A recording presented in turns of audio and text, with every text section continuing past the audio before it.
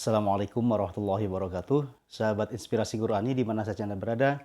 Kembali jumpa dengan saya Didi Junaidi dalam channel YouTube saya dalam segmen acara Inspirasi Qurani, meresapi makna ayat-ayat penggugah nurani.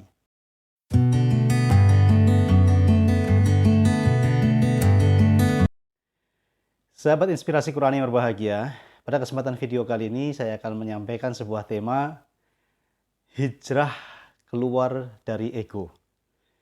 Namun sebelum kita lanjutkan tayangan video kali ini, seperti biasa saya mengingatkan kepada sahabat Inspirasi Qurani yang baru bergabung dengan channel YouTube ini, silakan tekan tombol subscribe-nya, kemudian bunyikan loncengnya, like, comment, and share, agar channel YouTube ini semakin berkembang, semakin baik, dan bisa menghadirkan konten-konten terbaik seputar Inspirasi Qurani.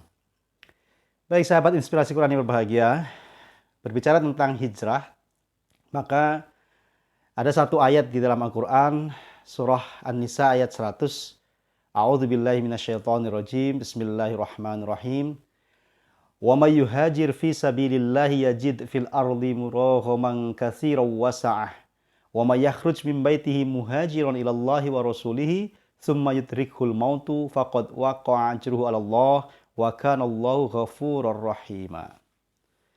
Di dalam ayat ini Allah Subhanahu wa taala memberikan sebuah informasi bahwa orang-orang yang berhijrah di jalan Allah, maka dia akan mendapatkan tempat yang baik, bumi Allah itu luas, rizkinya berlimpah.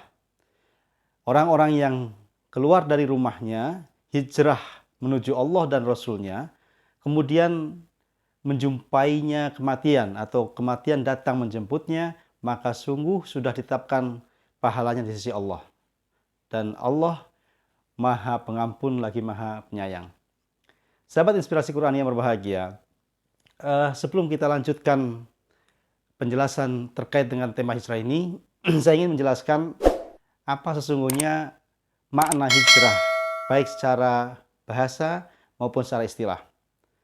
Kata hijrah terambil dari kata hajaro yang artinya berpindah dari satu tempat ke tempat lain, atau meninggalkan sesuatu yang buruk menuju yang baik.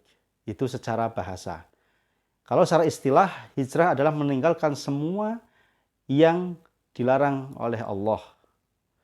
Seperti yang disampaikan dalam sebuah hadis Nabi Muhammad SAW, Al-muhajiru man hajaro manahallahu anhu. Yang disebut orang yang berhijrah adalah orang yang meninggalkan semua yang dilarang oleh Allah Subhanahu wa taala.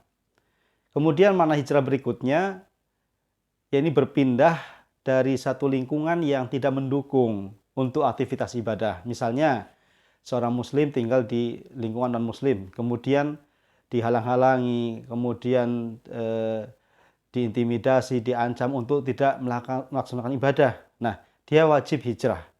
Ini seperti yang dilakukan oleh Rasulullah SAW dan para sahabat dari Makkah ke Madinah. Jadi Rasul SAW bersama para sahabat itu tidak bisa menjalankan aktivitas ibadah dengan baik, dengan tenang di Makkah, di tanah kelahirannya. Karena diintimidasi, kemudian dicaci maki, bahkan dilukai secara fisiknya. Sehingga Allah perintahkan untuk hijrah. Ini yang tadi disampaikan dalam Quran Surah An-Nisa ayat 100. Sahabat Inspirasi Qurani yang berbahagia, kemudian hijrah juga bermakna berpindah dari satu lokasi tempat tinggal yang tidak aman, karena mungkin sering terjadi bencana, entah gempa, entah tanah longsor, entah apa saja. Nah, itu kalau yang ada potensi-potensi itu, maka kita diperintahkan untuk berpindah dari satu tempat yang tidak aman menuju tempat yang lebih aman. Nah, kemudian makna lain dari hijrah ini menurut Mahmud Shaltut, beliau mengatakan bahwa ada dua kategori hijrah. Yang pertama adalah hijrah badaniyah, yakni hijrah fisik.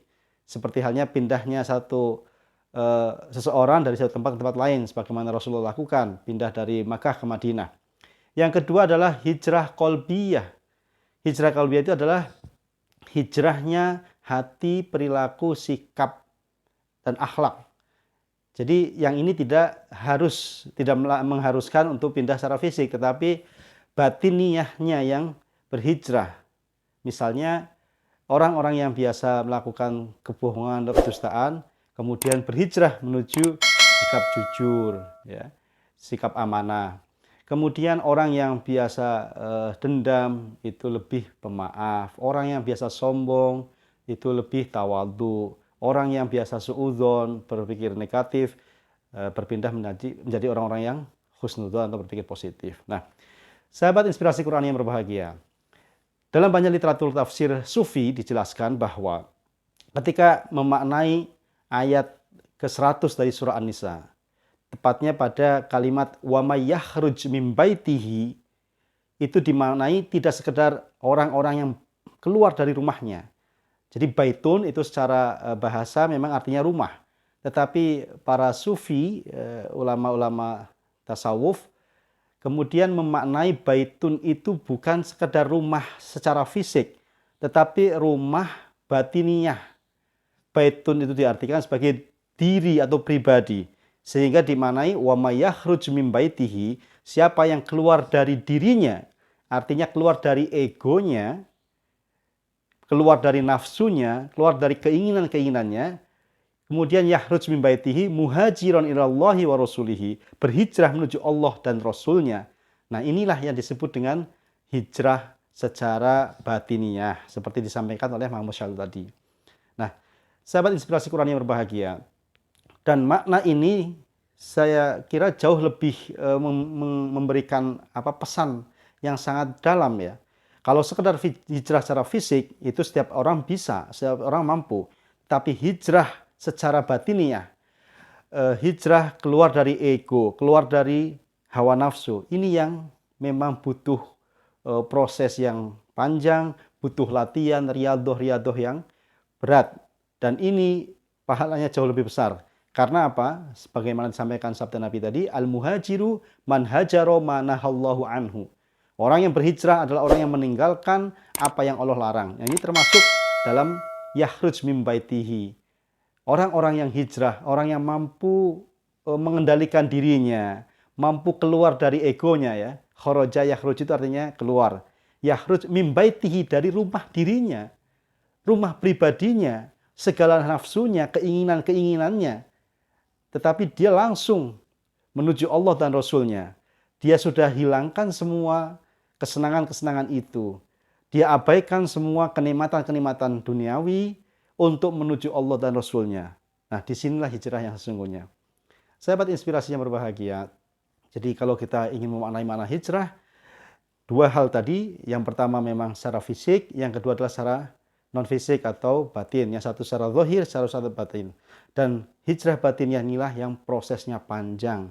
Butuh latihan, butuh riadoh batiniyah, terus-menerus. Harus istiqomah.